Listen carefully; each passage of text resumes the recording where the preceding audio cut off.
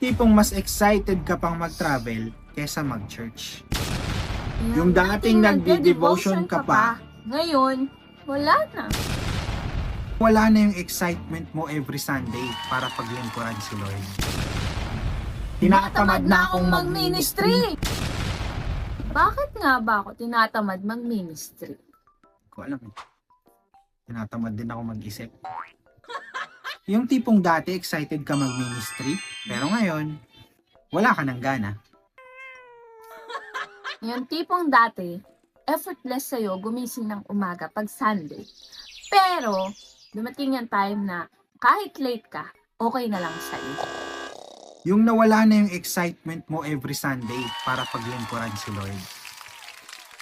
Yung ginagawa mo na lang yung ministry mo kasi yun yung nakasanayan mo.